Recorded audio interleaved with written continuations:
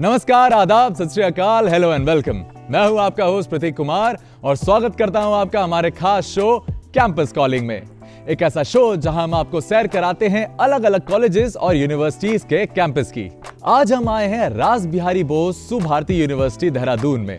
शिक्षा, सेवा और संस्कार के इन मूल्यों पर स्थापित इस यूनिवर्सिटी का लक्ष्य है सुभारतीय, यानी एक अच्छा भारतीय तैयार करना। तो चलिए देर किस बात की, सैर कराते हैं आपको इस यूनिवर्सिटी के कैंपस की।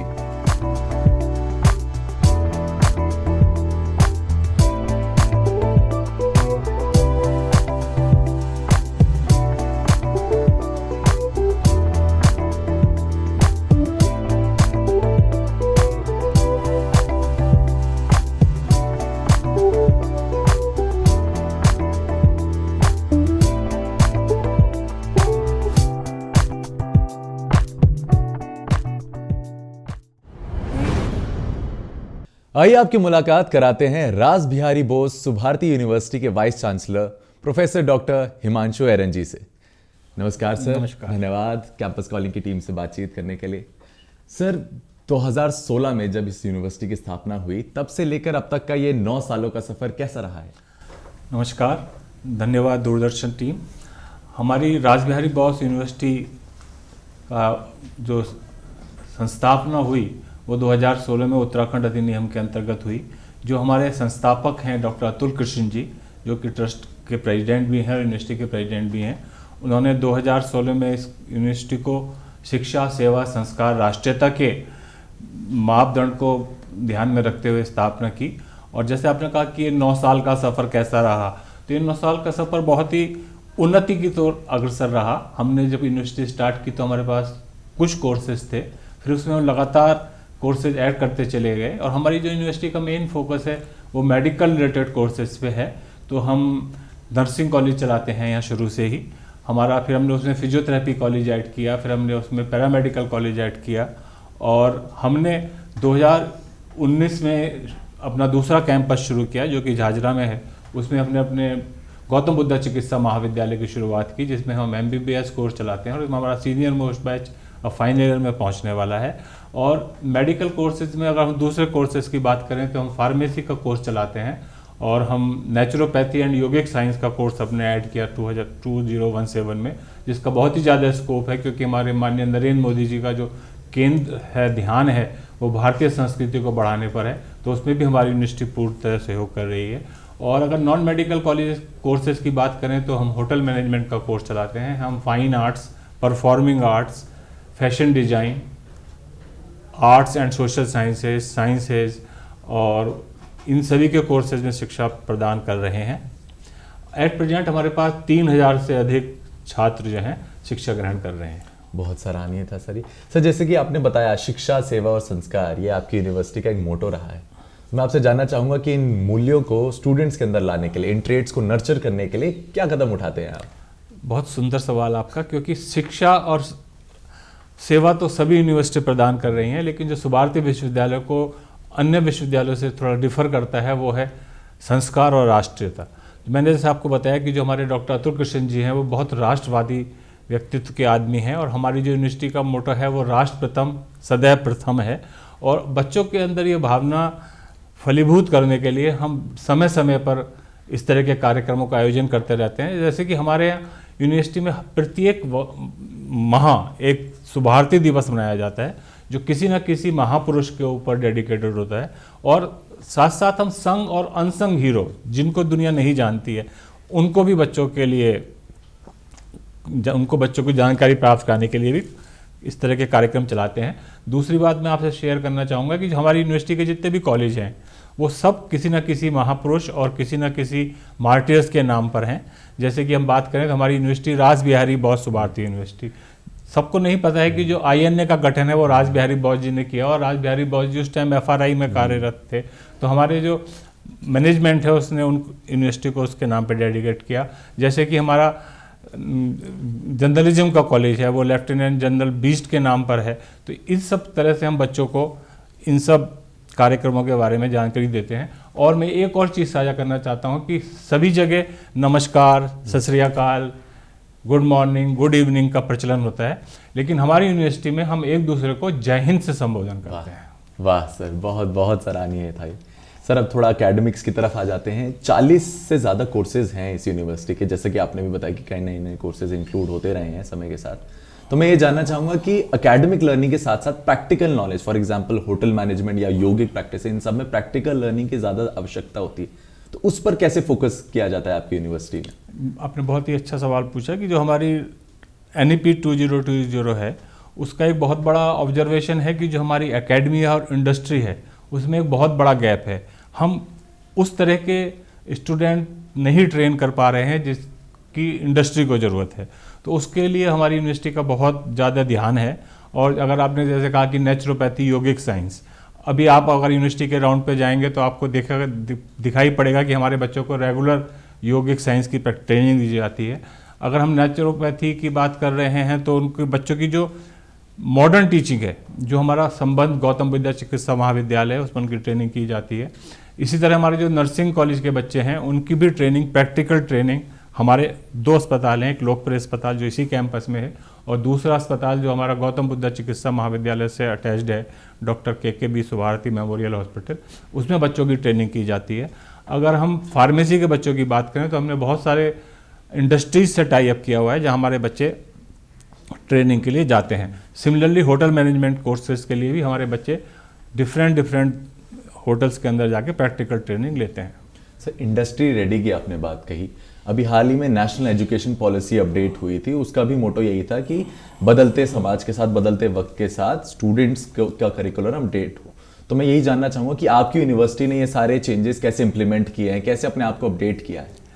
NEP 2020 हमने टोटली अडॉप्ट की हुई है और अभी जो रिसेंट मॉडिफिकेशन है नेशनल एजुकेशन पॉलिसी में वो NEP 2025 है। और हमारे जितने भी नॉन गवर्निंग काउंसिल कोर्सेज हैं, 2 तरह के कोर्सेज होते हैं, एक के लिए जैसे नेशनल मेडिकल कमीशन है, इंडियन नर्सिंग काउंसिल है, तो ये सब कोर्सेज तो उन गाइडलाइन से गवर्न होते हैं। लेकिन जो नॉन काउंसिल कोर्सेज हैं वो NEP के अंतर्गत आते हैं और NEP का जो मेन ऑब्जेक्ट है वो स्टूडेंट फ्रेंडली है। उसमें उन्होंने multiple entry, multiple exit system दिया है, वो हमने यूनिवर्सिटी में पूरी तरह से लागू किया है। और मेरा मानना है कि जो तकनीक डेवलपमेंट हो रहा है, जो डिजिटलाइजेशन हो रहा है, जो आर्टिफिशियल इंटेलिजेंस का इनकॉर्पोरेशन हो रहा है, जो भी विद्यालय या जो भी विश्वविद्यालय इनके साथ कदम से कदम मिला के नहीं चलेगा वो आने वाले टाइम में टाइम आउट हो जाएगा। तो हम इन सब चीज़ों को अपने कोर्स में, अपने करिकुलम में टाइम टू टाइम एंटर करते रहते हैं और हमारी यूनिवर्सिटी के अंदर बच्चों को शिक्षा के साथ साथ कंप्यूटर फ्रेंडली बनाया जाता है, क्योंकि आज का टाइम टेकी से भी है, तो हम लोग उस पर पूरा ध्यान रखते हैं। मतलब बदलते भविष्य के साथ आप कदम मिला रहे हैं। जी सर। ये जो आपकी यूनिवर्सिटी है, यहाँ के पास बस देहरादून के आसपास के या इंटर सिटी, इंटर स्टेट के बच्चे भी आते हैं, उनको क्या एक्सपोजर मिलता है? नहीं, हमारे पास कहने में मुझे गर्व महसूस होता है कि खाली उत्तराखंड के ही नहीं, पूरे विश्व, पूरे भारत के बच्चे हमारे पास आते हैं। हमारे पास इंटरनेशनल स्टूडेंट भी आते हैं, हमारे पास ताइवान से, हमारे पास म्यांमार से स्टूडेंट्स आते हैं और हमारे पास इंडिया के फार फ्लंग एरिया जैसे नॉर्थ ईस्ट, जम्मू कश्मीर, उस सब के बच्चे भी हमारे पास आते हैं और हम विविधता में एकता के सिद्धांत को फॉलो करते हुए उनको सबको एक साथ लेके चलते हैं। सर ये तो थी एकेडमिक लर्निंग और प्रैक्टिकल ट्रेनिंग की बात, लेकिन आज के दौर में पर्सनैलिटी बहुत ज़रूरी है, तो पर्सनैलिटी ट्रेनिंग पर आपका कितना फोकस है? हम बच्चे का सर्वांगीण विकास करने में विश्वास रखते हैं, तो उसके लिए हम उसकी कंप्यूटर नॉलेज, जैसे मैंने आपको बताया, हम पर्सनालिटी डेवलपमेंट क्लासेस चलाते हैं जिसमें कि उनको हम लैंग्वेज लर्निंग सिखाते हैं और हम हिंदी इंग्लिश के अलावा इंटरनेशनल लैंग्वेज भी सिखा रहे हैं। जैसे कि हमने रिसेंटली अभी फ्रेंच लैंग्वेज सिखानी शुरू की है और बच्चे की पर्सनालिटी डेवलपमेंट के लिए, फिजिकल फिटनेस के लिए हमने यहाँ गेम्स अरीना बनाया हुआ है और हम लगातार NSS के साथ जुड़े हुए हैं। हमारे पास 5 NSS की यूनिट हैं जिसके माध्यम से बच्चे हमारे सामाजिक क्षेत्र के कार्य करने के लिए जाते हैं। और अभी प्रेजेंट में हमारे विश्वविद्यालय के प्रांगण में भारतीय स्काउट्स एंड गाइड्स का कैंप चल रहा है, जो कि अभी आप अगर भ्रमण करेंगे तो देखेंगे। तो इस तरह से हम बच्चों को सर्वांगीण विकास करने में विश्वास रखते हैं। बहुत, मतलब सुभारती के संस्कार देश में ही नहीं विदेशों में भी फैल रहे हैं। जी, बहुत बहुत धन्यवाद सर आपका, बहुत अच्छा लगा आपसे बातचीत कर। तो ये थे vice chancellor professor doctor Himanshu Aeran ji, जिन्होंने बताया कि सुभारती का मतलब किस तरह सार्थक किया जा रहा है उनकी यूनिवर्सिटी रास बिहारी बोस सुभारती यूनिवर्सिटी में।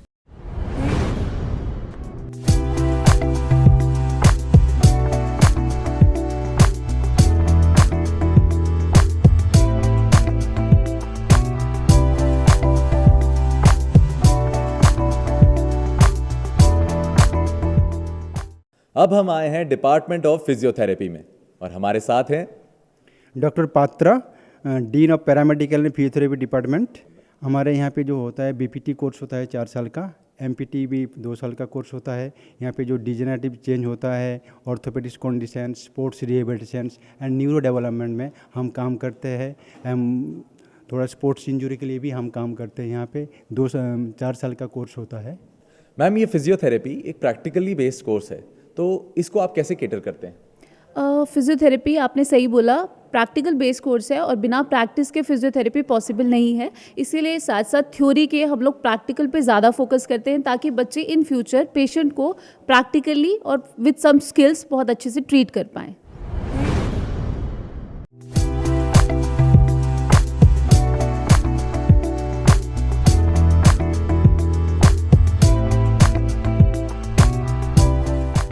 अब हम मौजूद है फंडामेंटल ऑफ नर्सिंग डिपार्टमेंट में।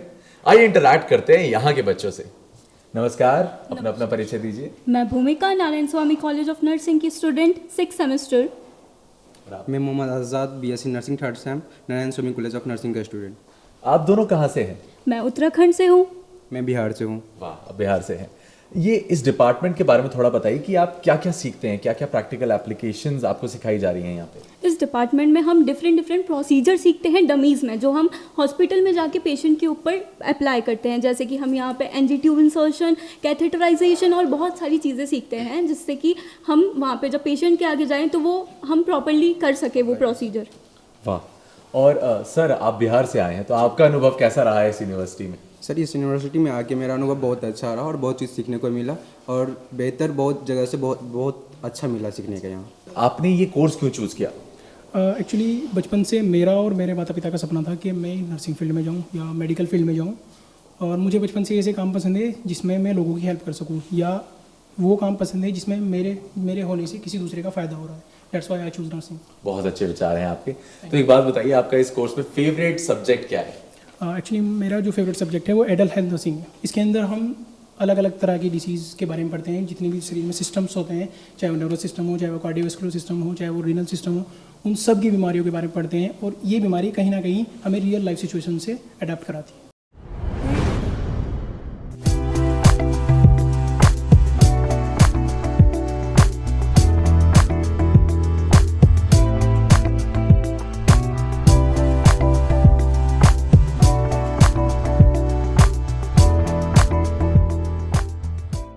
मैम, ये जो बच्चे यहाँ से ग्रेजुएट होते हैं तो उसके बाद उनके करियर प्रोस्पेक्ट्स क्या होते हैं? कहाँ कहाँ प्लेसमेंट मिल पाई है उन्हें अब तक? जैसा कि मैं नर्सिंग सेक्टर की अगर बात करूँ तो नर्सिंग में आप देखेंगे कि ज़्यादा जो करियर अपॉर्चुनिटीज़ हैं वो गवर्नमेंट सेक्टर में है। तो मैं अगर गवर्नमेंट सेक्टर की बात करूँ तो जो स्टूडेंट्स हैं यहाँ से ग्रेजुएट होने के बाद, अगर मैं गवर्नमेंट सेक्टर में बताऊँ तो एम्स ऋषिकेश हो गया, एम्स जम्मू हो गया, एम्स भोपाल हो गया, इन लेवल्स पे रिक्रूट होते हैं। और अगर मैं बात करूँ प्राइवेट सेक्टर की तो मैक्स, वेदांता, मेदांता, इन super speciality, multi speciality hospitals में बच्चे रिक्रूट होते हैं। एंड अगर मैं इंटरनेशनल और ग्लोबल लेवल की बात करूँ तो सऊदी अरेबिया, जर्मनी और यूके जैसे यूएस जैसे कंट्रीज़ में बच्चे रिक्रूट होते हैं आफ्टर ग्रेजुएटिंग फ्रॉम हियर। मतलब नेशनल ही नहीं, इंटरनेशनल एक्सपोजर मिल रहा है आपके बच्चों को।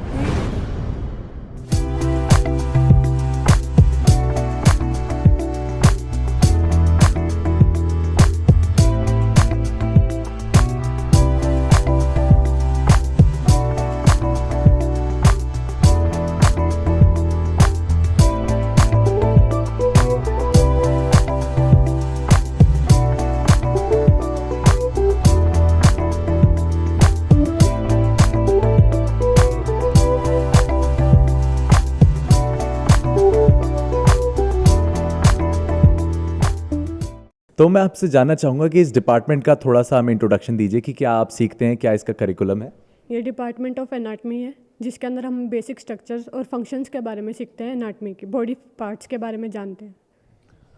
आप दोनों ही उत्तराखंड के बाहर के स्टूडेंट्स हैं, तो आपका एक्सपीरियंस कैसा रहा है इस यूनिवर्सिटी में? हमारा एक्सपीरियंस बहुत अच्छा है। हमें लाइव एक्सपीरियंस मिलते हैं, पेशेंट से डील करते हैं, मतलब हम लोगों को बताया जाता है कैसे कैसे, मतलब ट्रेनिंग प्रोवाइड की जाती है। हॉस्पिटल में हमारी ड्यूटी वगैरह भी लगती है।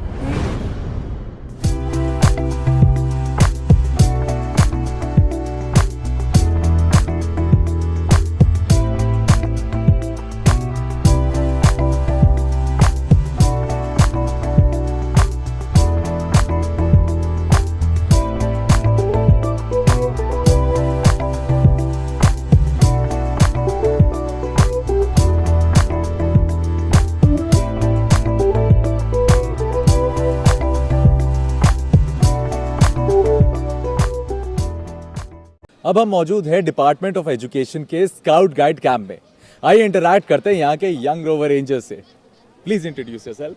Hello, I am Anushka Mal and I am representing Mizoram here and I am from B.Ed department. So hello everyone, my name is Lera Winky Disangma and I'm representing Manipur State. And I'm from B.Ed first year. It's me Amriya Chancha and I'm representing Meghalaya State. तो आप सारे north east से आते हैं, एक पहाड़ी reason है, वो भी उत्तराखंड भी एक पहाड़ी रीजन है, तो यहाँ की यूनिवर्सिटी में आके is there still a feeling of homesickness और have you been able to make you feel like it's home? Well, I am a localite first of all. I'm just representing Mizoram, but I'm able to know new knowledge about culture and religion and about Mizoram. So yeah, I'm enjoying it a lot. Yeah, it's been like quite like similar to our state, so we're enjoying it. Meghalaya is also known as Abode of Clouds. In Meghalaya, we have 3 tribes: Khasi, Jentia, and Garo. Please introduce yourself.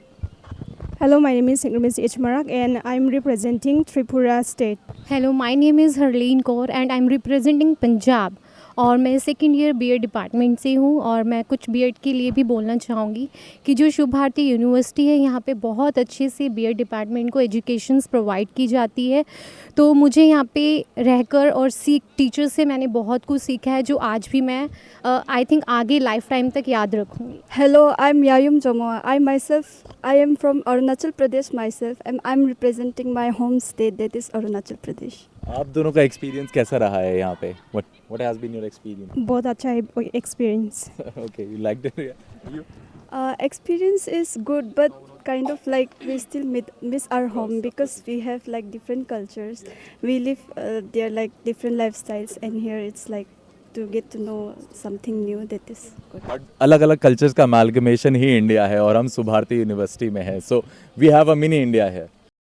इस प्रशिक्षण शिविर की जो theme है वो national integration है और इस प्रशिक्षण शिविर में जो सीखा है और इनका एक मोटो रखा गया है, डोंट नेगेटिव बी पॉजिटिव, यानी कि कोई भी नकारात्मक नहीं, सभी सकारात्मकता के साथ ये कार्यक्रम आयोजित किया जा रहा है। और यह कार्यक्रम जो आयोजित करने का तात्पर्य ये भी है, जिस तरीके से हमारे उत्तराखंड में आपदा आती हैं उन आपदाओं से बचाने के लिए भी ये कार्यक्रम रखा गया है। और ये हमारे बीएड संकाय में ये यहाँ पर ये कार्यक्रम रखा गया है और इस बीएड संकाय में ये आने वाले भविष्य के अध्यापक हैं। और आप जानते ही हैं अध्यापक जो होता है वो पूरे राष्ट्र का निर्माण करता है और ये राष्ट्र के निर्माता हैं। और क्योंकि किसी भी प्रकार से इनको इस तरीके से तैयार किया जाता है यहाँ पर कि वो किसी भी प्रकार पढ़ाई में तो अव्वल होने ही चाहिए, इनके अंदर स्किल्स भी पैदा की गई है जो आने वाले भविष्य के एक अच्छे शिक्षक बने।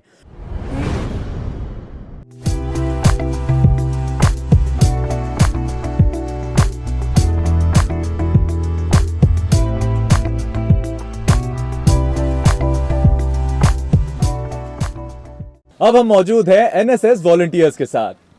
आप जरा बताएंगे एनएसएस के बारे में थोड़ा हमें? एनएसएस जो है वो एक नेशनल सर्विस स्कीम है जो कि गवर्नमेंट ऑफ इंडिया के थ्रू चलाई गई है, जो कि स्टूडेंट्स जैसे स्कूल्स और ये यूनिवर्सिटीज़ में होती हैं, जो कि स्टूडेंट की पर्सनालिटी डेवलपमेंट के लिए बहुत अच्छी रहती है। तो इससे हमारे कम्युनिकेशन स्किल्स बढ़ते हैं, लीडरशिप क्वालिटीज़ बढ़ती है। कुछ ऑब्जेक्टिव्स के बारे में बताइए हमें। बेसिकली जो नेशनल सर्विस स्कीम चलाई गई है वो स्टूडेंट्स की पर्सनालिटी डेवलपमेंट में बहुत हेल्प करती है और हम विलेजेस और स्लम्स एरिया में जाके जैसे कम्युनिटी नीड्स में बहुत हेल्पफुल करते हैं। और हम हेल्थ कैंप्स लगाते हैं, जैसे कि ब्लड डोनेशन कैंप हो गया, ट्री प्लांटेशंस वगैरह हो गया।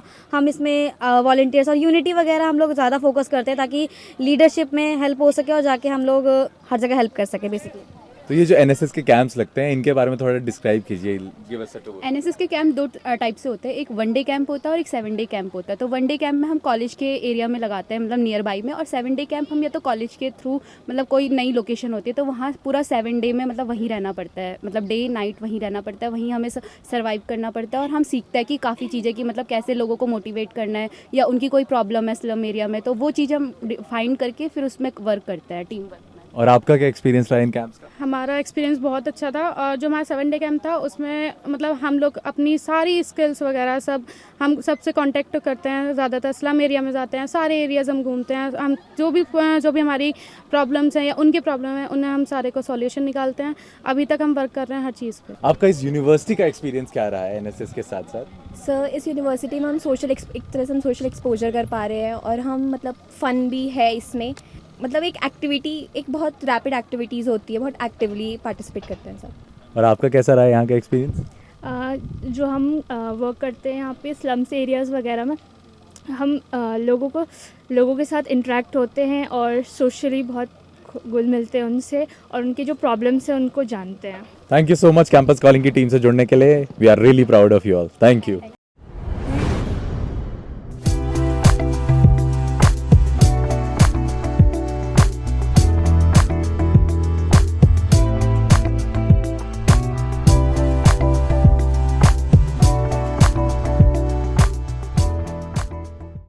अब हम आपको लाए हैं department of naturopathy and yogic sciences में। मैम, ये कोर्स सुनने में इतना यूनिक लग रहा है, तो इसके बारे में थोड़ा हमें बताइए। पहले मैं बताऊंगी हमारा जो पूरा कोर्स का नाम है वो है BNYS, bachelor of naturopathy and yogic science. तो कई बार ये होता है कि लोग इसको सिर्फ ये जानते हैं कि नेचुरोपैथी योगिक साइंस है, तो बेसिकली जो स्टूडेंट्स है या फिर जो हमारा कोर्स है सिर्फ हमारे योगा के ऊपर डिपेंड होता है, बट ऐसा नहीं है। जो एक MBBS वाले स्टूडेंट्स रीड आउट करते हैं, जो उनके सब्जेक्ट रहते हैं, बेसिकली हमारे भी वही सारे सब्जेक्ट्स रहते हैं। स्टूडेंट हर एक वो स्टडी करते हैं, प्रैक्टिकल्स करते हैं, anatomy, physio, biochemistry, gynae, psychiatry, psychology, वो सारी बुक्स पढ़ते हैं, but at the last we have to treat the patient for naturopathy procedure. तो this is the little big thing of that of thing. Sir, जहाँ तक मुझे समझ आया है, ये कोर्स भारत की प्राचीन हेल्थ केयर सिस्टम्स को मॉडर्न अकेडमिया से जोड़ने का एक प्रयास है, तो थोड़ा इसको और विस्तार से बताएंगे आप? सर, आपने बहुत अच्छा क्वेश्चन किया है, क्योंकि जो नेचुरोपैथी है वो काफ़ी सालों से हमारी चलती हुई आ रही है और सबसे प्राचीन पद्धति हमारी नेचुरोपैथी की है।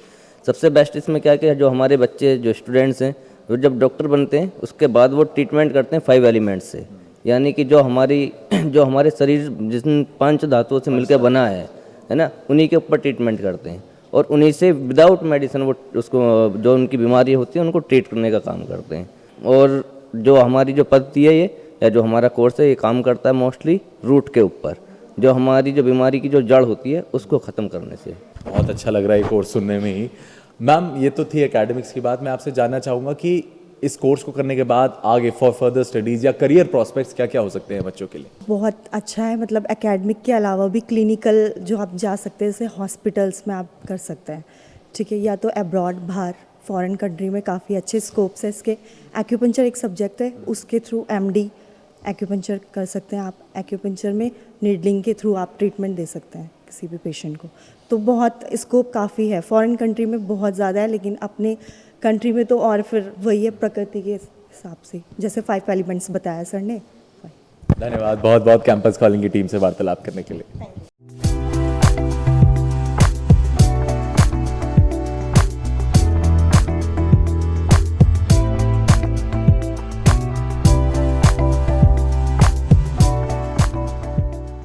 Hello, please introduce yourself. Hi, my name is Waina Pre. I am from Meghalaya and I am studying here at Subharti, pursuing Bachelor of Naturopathy and Yogic Sciences. Bachelors of Naturopathy and Yogic Sciences. It's not a conventional course. So you're from Meghalaya also. So what made you choose this course and this university specifically? So the first time I heard about this course is like very different, and I haven't like known anyone from Meghalaya pursuing this course. So I thought of pursuing it and spread the awareness to like if I have the chance to spread the awareness to the people about the naturopathy, because obviously it is drugless and there is no side effects and we can like treat so many diseases without using any drugs. What a beautiful sentiment. Please introduce yourself. नमस्ते, मेरा नाम आकांक्षा पटेल है और मैं उत्तर प्रदेश अयोध्या से belong करती हूँ। जी देखिए, ये कोर्स जैसे कि उनसे भी हमने सवाल किया कि थोड़ा अलग कोर्स है और आप उत्तर प्रदेश से यहाँ आई हैं, तो आपका एक्सपीरियंस कैसा रहा है इस कोर्स का और इस यूनिवर्सिटी का? मुझे बचपन से ही डॉक्टर बनना था, बट जैसे मैं बड़ी होती गई तो मुझे पता चलता गया कि ड्रग्स से बहुत ज़्यादा साइड इफ़ेक्ट होते हैं और ये कोर्स में ड्रग बिल्कुल भी यूज़ नहीं होता है। इसमें जो नेचुरल एलिमेंट्स है लाइक एयर, वाटर, सन, फायर, इन्हीं का ही यूज़ करके हम प्रॉपर ट्रीटमेंट करते हैं और 100% हमें रिज़ल्ट भी मिलता है, मेरी फैमिली को भी और बहुत सारे लोगों को मिला। और जब मुझे इस यूनिवर्सिटी के बारे में पता चला, यहाँ के टीचर्स बड़े ही कन्वेंशनल थे, उन्होंने बहुत अच्छे से समझाया इस कोर्स के बारे में और यहाँ का इन्वायरमेंट भी काफ़ी अच्छा है। That's why I choose this course and this university. तो भारत की पुरातन संस्कृति आज भारत के युवाओं के हाथों में सुरक्षित है और विकास कर रही है।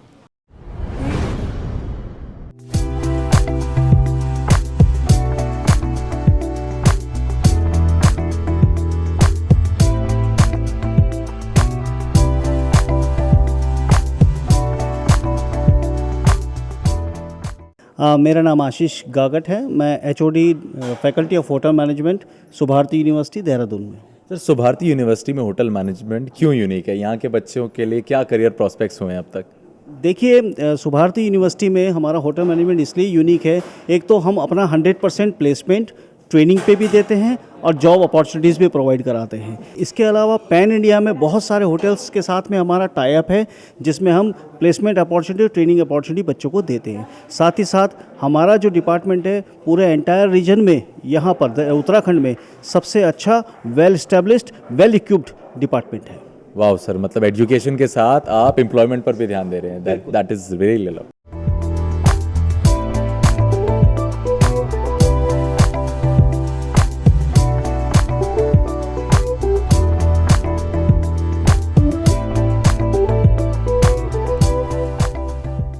मैं रोहित सैनी फ्रॉम सहारनपुर, उत्तर प्रदेश, और मैं BHM में एडमिशन ले रखा हूँ फ्रॉम शुभारती देहरादून।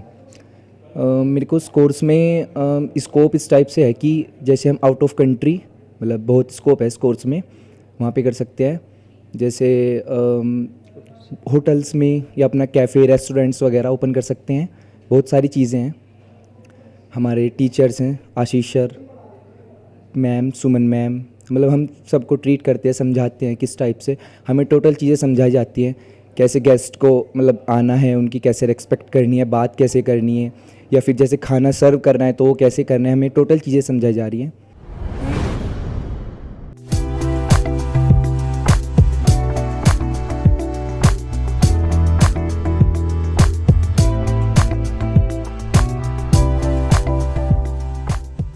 अब हम हैं डिपार्टमेंट ऑफ फाइन आर्ट्स में और मेरे साथ हैं HOD fine arts doctor Santosh Kumar ji. ये डिपार्टमेंट जो है हमारा 2020 में स्टार्ट हुआ और ये अंडर रास बिहारी बोस सुभारती के अंदर है। और ये अभी हमारा एक बैच BFA का निकला है और दूसरा बैच MFA का। तो अभी ये बैच कुल टोटल देखेंगे तो 5 ईयर्स टोटल जा रहा है अभी। मतलब बच्चों का भी कंप्लीट यहाँ पे हैं, लेकिन 2 बैच हमारे वो निकल गए BFA के और 2 बैच MFA के। अभी करेंटली जो हमारा फाइन आर्ट्स में रेशियो देखे काफ़ी ग्रोथ हुआ है उसमें पहले के अकॉर्डिंग। और अभी जो हमारा चल रहा है, बच्चों को प्रमोट करने के लिए बहुत सारी एक्टिविटी हम लोग आउटसाइड में ले जा कर के बच्चों को पार्टिसिपेट कराते हैं। जैसे एग्जीबिशन हुआ, कुछ गैलरी जैसे national modern art gallery Delhi में है, ललित कला एकेडमी में विजिट कई बार मतलब हो चुके हैं। और एक विकसित भारत का प्रोग्राम जो अभी पिछले साल हुआ था, हमारे यहाँ से करीब 45 बच्चे उसमें पार्टिसिपेट किए थे। और ये इंडिया में किसी फाइन आर्ट्स कॉलेज से सबसे लार्जेस्ट पार्टिसिपेशन था। तो ये उत्तराखंड से हमारी ज़्यादा तो थी, पूरे ओवरऑल इंडिया से भी ज़्यादा था पार्टिसिपेशन। और बच्चों ने बहुत बढ़ चढ़ के काम किया, इंटरेस्ट भी लिया। मतलब सुभारती के बच्चों ने पूरे भारत में नाम रोशन किया है।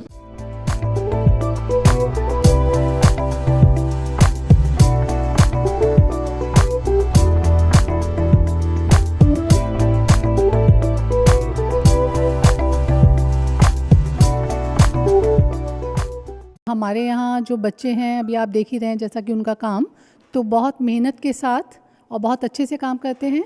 और हमारा डिपार्टमेंट हालांकि 2020 से है, लेकिन उसके बाद भी आप देखेंगे बच्चों के काम में बहुत ही खूबसूरती आपको दिखाई देगी। और इसके पीछे जो योगदान जाता है वो हमारे पूरे स्टाफ मेंबर्स का जाता है। सब अपनी तरफ से बहुत अच्छा काम कोशिश करते हैं कि बच्चों को सिखाएं। और यही नहीं, बच्चे केवल कॉलेज में ही काम नहीं करते, बल्कि कॉलेज से बाहर जाकर के बच्चे काम भी करते हैं। और बहुत जगह जगह उनको अवार्ड भी मिले हैं, जैसा कि अभी संतोष सर ने बताया। तो हमारी पूरी कोशिश रहती है कि बच्चों को हम अच्छे से अच्छा एक्सपोजर दें और अच्छे से अच्छा उनको सीखने का मौका मिले।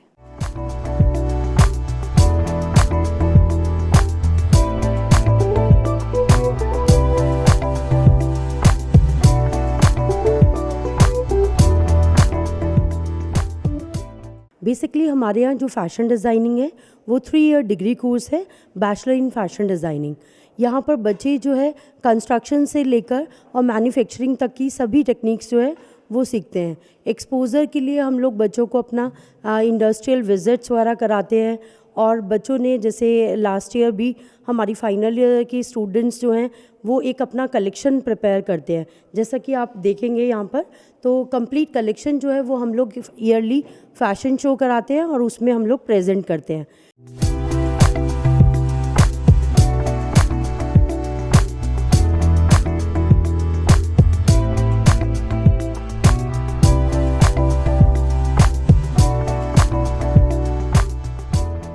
आजकल हमारा क्या बोलते हैं पोर्ट्रेट का काम चल रहा है, जिसमें आप मेरा वर्क देख सकते हैं, और वहाँ पर मॉडल है जिसको हमने अपने पेपर पे उतारा है। तो बेसिकली आर्ट में मुझे छोटे से इंटरेस्ट था बहुत ज़्यादा, क्योंकि मेरी मदर और मेरे जो मैटरनल ग्रैंडफादर है उनकी फैमिली पूरी आर्ट में इंडल्ज थी। और फिर उसके बाद जब मैंने अपना 12th किया, 12th में मुझे अच्छे टीचर मिले, फिर उसके बाद उन्होंने मुझे और मोटिवेट किया कि मैं आगे जाके अपना करियर परस्यू करूँ इसमें ही।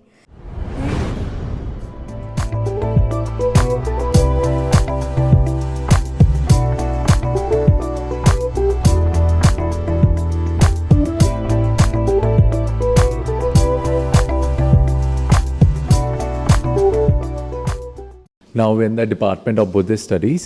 Ma'am, please introduce yourself. Thank you. I would like to introduce myself. My name is Professor Dr. Soto Sandar. I am from Myanmar. I'm not from India, but I'm working in India around 15 years. So India is like my second home.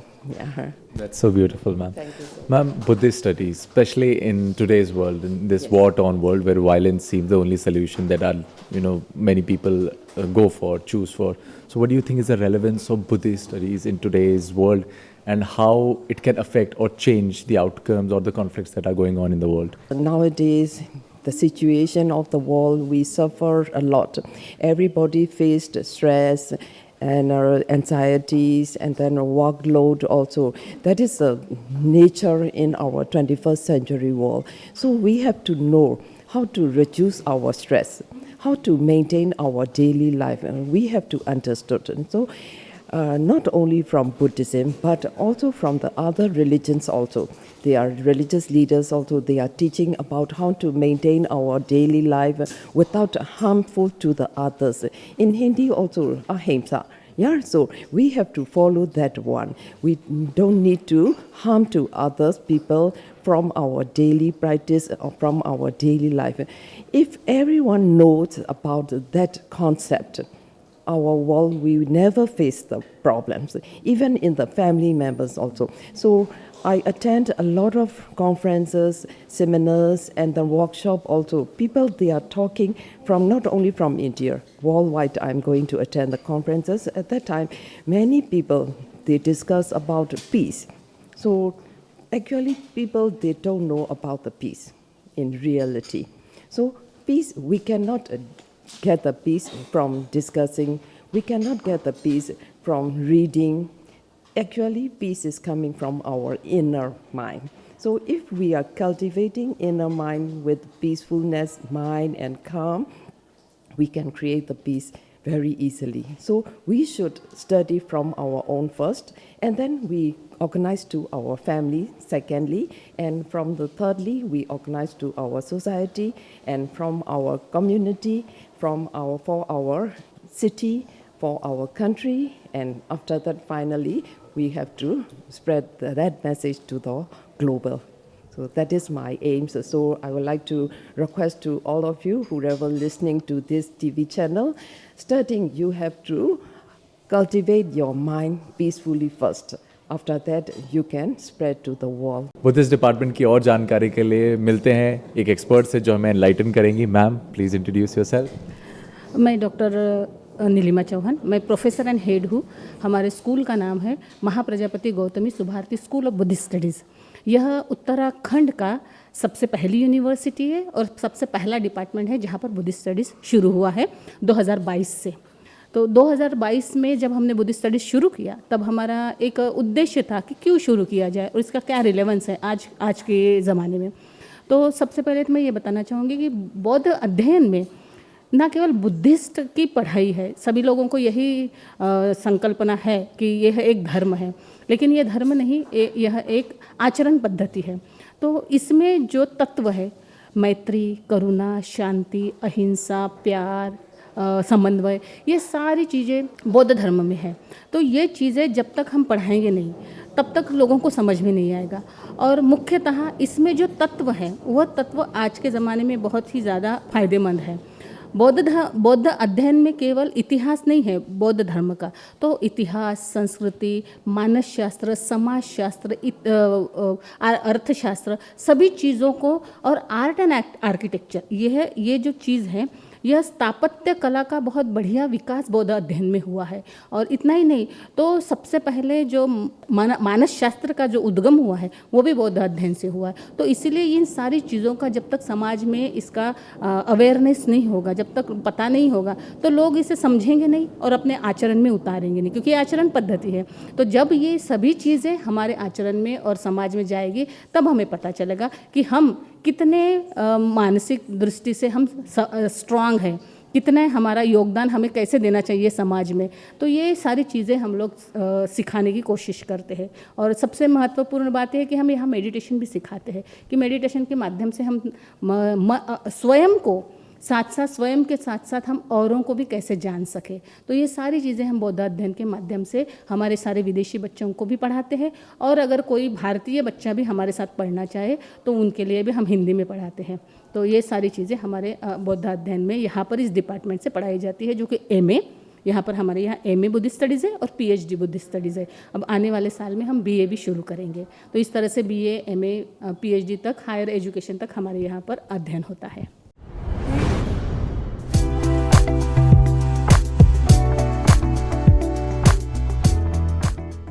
My name is Venerable Sandaura. I'm from Myanmar. Now I'm studying at the department Mahasabdi Kodami Subadi School of Buddhist Study, Raspberry Pi Subadi University, and PhD research scholar as no. And now this department is our teachers, Professor Dr. Sodasanda and Professor Nilima Chuan. The teachers very kindly teach. No, they teach me not only knowledge but also how to control our mind, how to values, moral values. They teach me only. No, they teach me. That's why. And then we went to visit Buddhist site in all India, and then we most understand Buddhist scripture. My name is Venerable Vinayat. I am obtaining MA Buddhist Study, Mahapajapati Kodami Buddhist Development, RBBSU. I am from Myanmar. I attend this course because of more and more deeply understand Buddhist study, and I would like to share knowledge of our next generation. So I want to study. I want to learning Buddhist study. So I choose this course and this university. Our teacher are very kindly and teach like a family. So I like this department, and I choose this RBBSU university.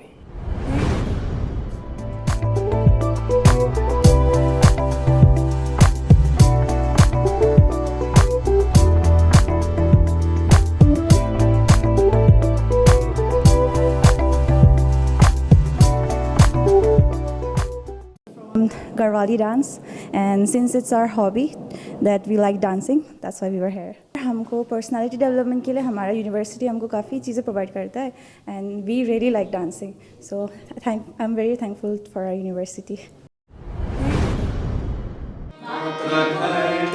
मेरी मातृभूमि, मातृभूमि मेरी पितृभूमि, भूमि तेरी जय जयकारा, ज्ञान की माला, ये माला तेरी जय जयकारा, ज्ञान की माला. कलम कूटो तेरू झला को, कलम कूटो तेरो झला को, झलकी गगन की धारा, ज्ञान की माला, झलकी गगन मैं यहाँ हॉबी क्लासेस के लिए आती हूँ और मुझे यहाँ म्यूज़िक सीखने में बहुत मज़ा आता है, मतलब बहुत अच्छा लगता है। मेरी खुद की हॉबी है ये कि मैं संगीत सीखूँ और एक तरह से कलाकार भी हूँ, आर्टिस्ट भी हूँ, तो वो दोनों चीज़ें कनेक्ट होती है।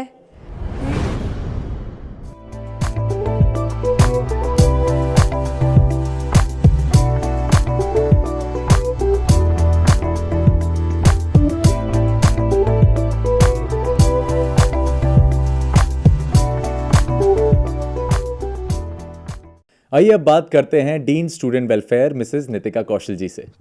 स्वागत है मैम आपका।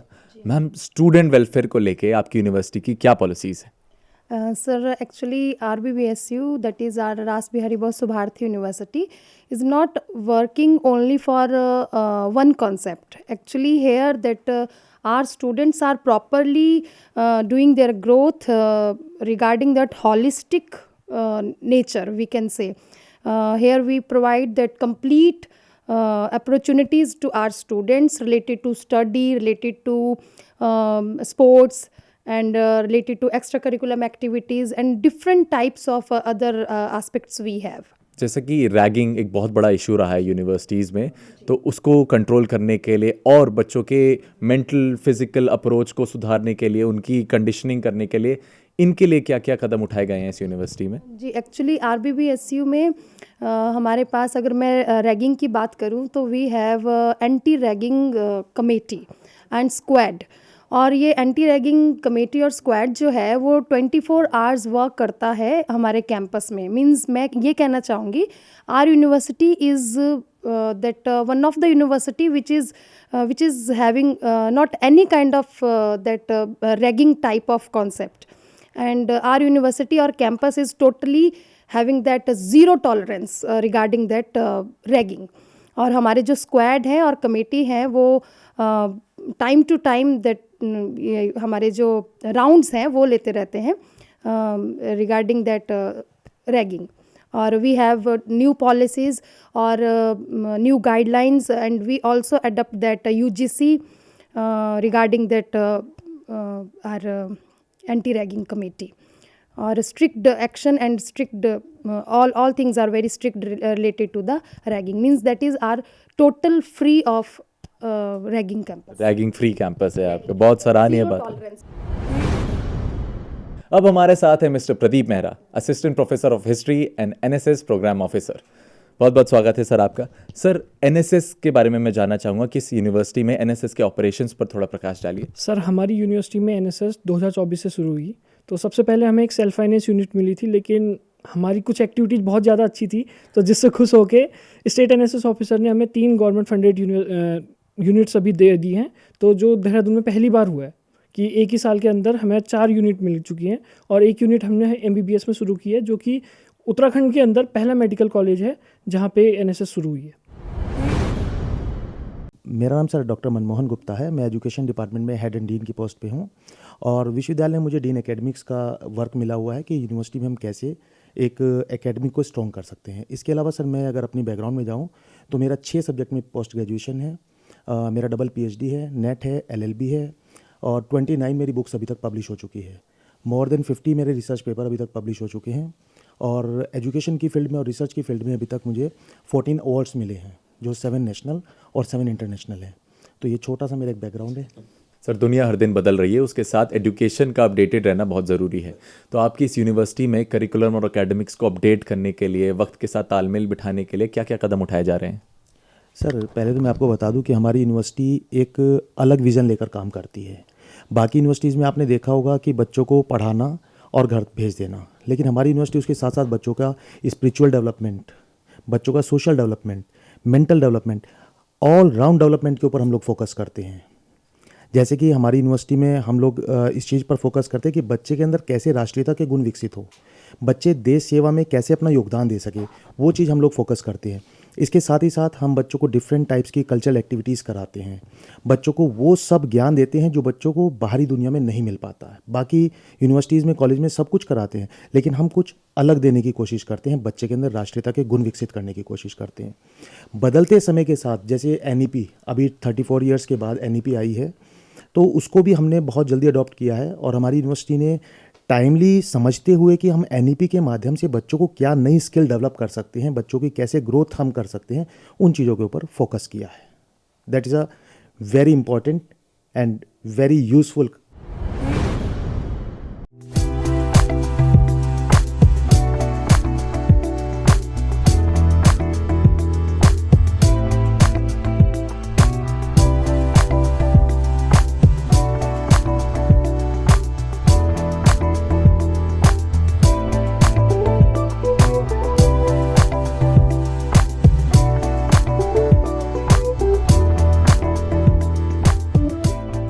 तो यह था रास बिहारी बोस सुभारती यूनिवर्सिटी का कैंपस.